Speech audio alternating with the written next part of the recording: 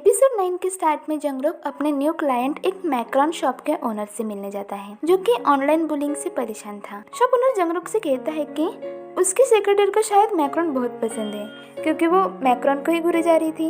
इसलिए जंगरोक युनसियो को बड़े बॉक्स भर के मैक्रोन दिलवाता है। युनसियो सभी मैक्रोन को देखने लगती है, क्योंकि सभी मैक्रोन पे उसके टेस्ट मुताबिक लेबल थे और एक मैक्रोन पे लिखा हुआ था कि इट्स टेस्ट लाइक किस, जिससे उसे उस दिन वाले किस की बात याद आती है और वो थोड़ा अनकंफर्टेबल फील करती है। ऑफिस जाकर वो सभी को मैक्रोन देती है और सेक्रेटरी युनसियो को वही किस वाला मैक्रोन देती है और उसे देखकर बेवजह ही युनसियो ओवर रिएक्ट करती है कि वो किसी को किस नहीं करना चाहती। किस की बात उसके दिमाग से जा ही नहीं रही थी, इसलिए वर्क में भी उसका मन नहीं लग रहा था।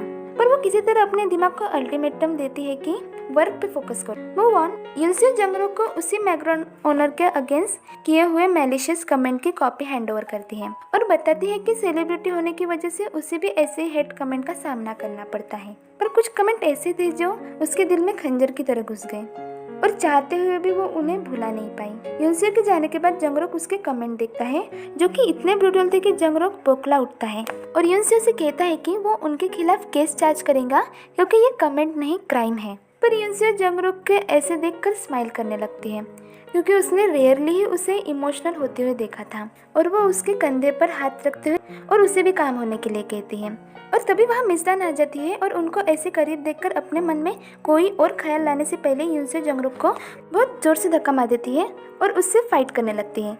और ये सब देख के मिसदान वहाँ से फुर हो जाती है और उसके जाते ही वो जंगरोक को संभालती है।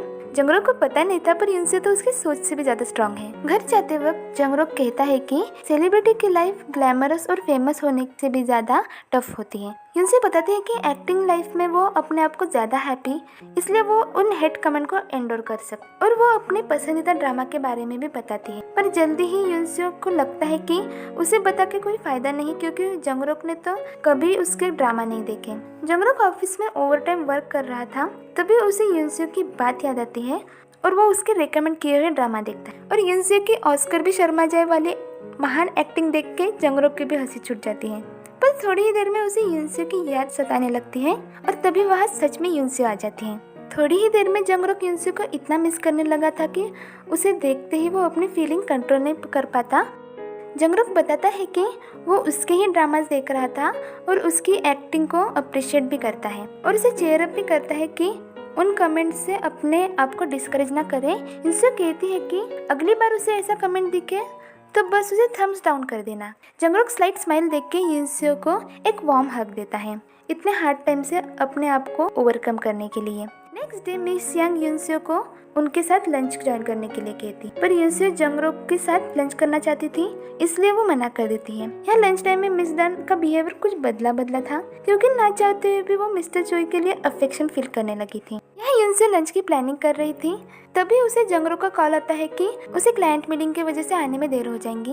यहाँ यूरियम को सीवॉन के हाथों से भेजी हुई ड्रिंक मिलती है और यहाँ सीवॉन वर्क कर रहा था कि तभी उसे यूरियम का डिनर डेट के लिए मैसेज आता है, जिससे सीवॉन खुश हो जाता है और ली जून यंग उससे उसके स्माइल का रीजन पूछती है। सीवॉन जानता था कि वो उसे लाइक करती है, पर वो एक हार्ड वर्किंग एम्प्लॉय होने की वजह से उसने कभी कुछ कहा नहीं। पर आज वो क्लियर कर देता है कि वो यूरियम को ही पसंद करता है, इसलिए अपने लिमिट क्रॉस ना करे। जंगरोक वर्क कर रहा था, तभी युनसियो बताती है कि उसने लंच स्किप कर लिया क्योंकि उसे अकेले खाने की आदत नहीं। पर जंगरोक कहता है कि उसे अकेले खाने की आदत डालनी चाहिए, पर युनसियो कहती है कि ऐसे अचानक से वो अपनी आदत नहीं बदल सकती। यहाँ सेक्रेटरी यांग और मिस ली दोनों बस में साथ जा रहे थे और यहाँ हम मिस्टर ली के पास्ट लाइफ स्टोरी देख पाते हैं, जब उन्होंने न्यूली लॉ फर्म को ज्वाइन किया था और तभी से वो मिस यांग को पसंद करने लगे थे, पर कभी बताने की हिम्मत नहीं कर पाए। यहाँ जंगरोक युनसियो को 1% रेस्टोरेंट में ले जाता है ताकि वो अकेले खाना सीख जाए।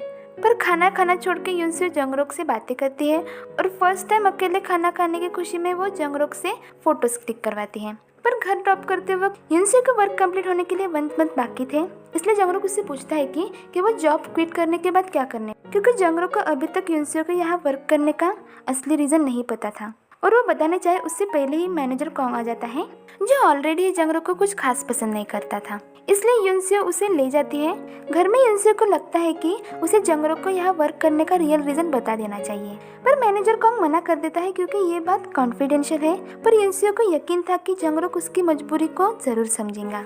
नेक्स्ट मॉर्निंग मिस यांग को पुलिस स्टेशन से कॉल आता है कि उसके डॉटर को अरेस्ट कर लिया है। पुलिस स्टेशन में जाके उन्हें पता चलता है कि उसके डॉटर को उसी के फ्रेंड को बुली करने के चार्जेस में अरेस्ट किया गया है। इवन उनके पास इसके लिए वीडियो प्रूफ भी था।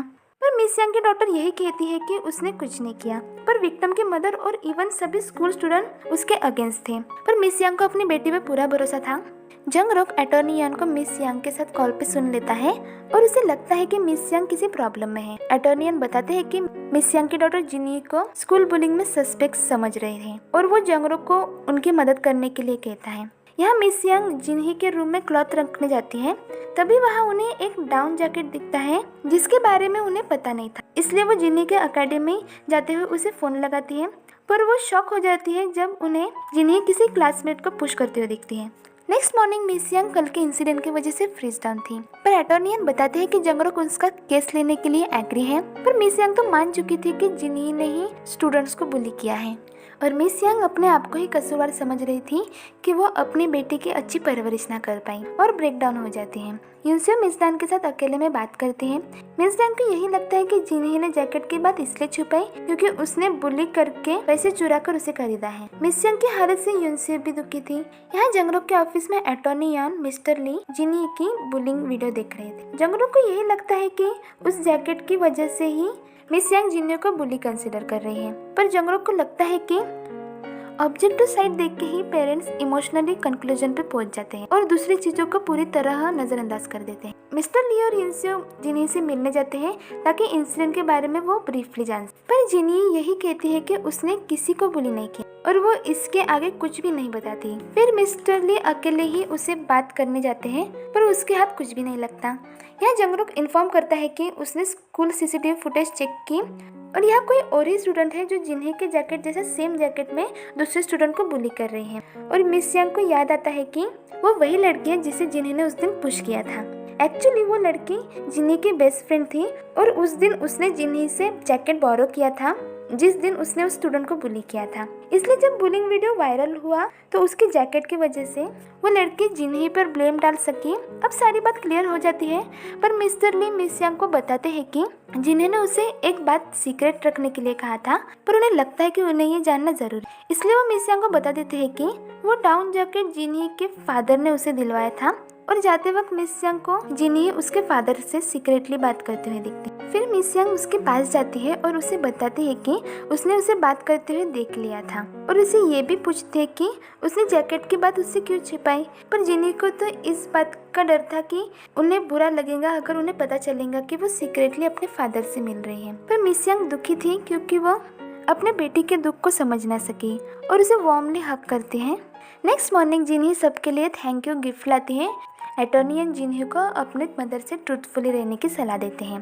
यहाँ सीईओ और मैनेजर को हम बात कर रहे थे कि तभी उन्हें यूनसियो के लिए गिफ्ट मिलता है जिसे देखकर दोनों के चेहरे का रंग उड़ जाता है। और यहाँ एंट्री होती है ली गोंग जुन की। ये वही शख्स है जिसने 3 साल पहले यूनसियो को ड्रग्स स्कैंडल में फंसाया था और उसका करियर बर्बाद किया था और वो गिफ्ट भी उसी ने भेजा था। उसकी वापसी तो इसी तरफ इशारा कर रही थी कि वो फिर से यूनसियो की लाइफ डिस्ट्रॉय करना चाहता है। यहाँ सीओन यूनसियो और जंगरुक को ड्रिंक पर चलने का ऑफर देता है। यूनसियो मान तो जाती है, पर वो जंगरुक को बताती है कि आज वो ठीक फील नहीं कर रही तो वो ड्रिंक नहीं कर पाएंगी। तो जंगरुक कहता है कि उसे फिक्र करने की कोई जरूरत नहीं, वो उसके बिहाफ में ड्रिंक कर लेगा और उसे ये भी बताता है कि उसका ड्रिंकिंग टॉलरेंस बहुत अच्छा है क्योंकि वो अपनी लिमिट जानता है। पर 2 ड्रिंक एक्स्ट्रा लेते ही पता चल जाता है कि जंगरुक भी यूनसियो से कुछ कम नहीं। जैसे यूनसियो एक्स्ट्रा ड्रिंक करते ही ओवर ड्रामेटिक हो जाती है, वैसे ही जंगरुक एक्स्ट्रा ड्रिंक करते ही ओवर बोरिंग हो जाता है। उसका ऐसा रूप तो सीओ यान ने भी कभी नहीं देखा था। जंगरुक बताता है कि उसने यूनसियो के बिहाफ में ड्रिंक की। सियोन के लिए तो इस बात पर यकीन करना मुश्किल था कि उसके जैसा कोल्ड हार्टेड इंसान किसी के बिहाफ में ड्रिंक भी कर सकता है। जब जंगरुक वॉशरूम जाता है, सियोन यूनसियो को बताते हैं कि उन्हें लगता नहीं था, पर जंगरुक उसकी फिक्र करने लगा है और ये भी कहते हैं कि उसके वर्क खत्म होने में बस 1 मंथ बाकी। सियोन को लगता है कि उसके जाने के बाद जंगरुक ही उसे सबसे ज्यादा मिस करेगा। इससे यूनसियो भी थोड़ी अपसेट हो जाती है। फिर जब वो दोनों बैठे थे, यूनसियो को लगता है कि वो जंगरुक को यहाँ वर्क करने का रियल रीजन बता दे, पर वो नहीं बताती। जंगरुक को इस बात से कोई दिक्कत नहीं थी अगर कोई बात यूनसियो ना बताना चाहे। वो यूनसियो को हक करते एक दूसरे के साथ। जंगरुक और यूनसियो खुश थे, पर वो इस बात से अनजान थे कि कोई उनकी खुशी पे नजर रखे हुए है।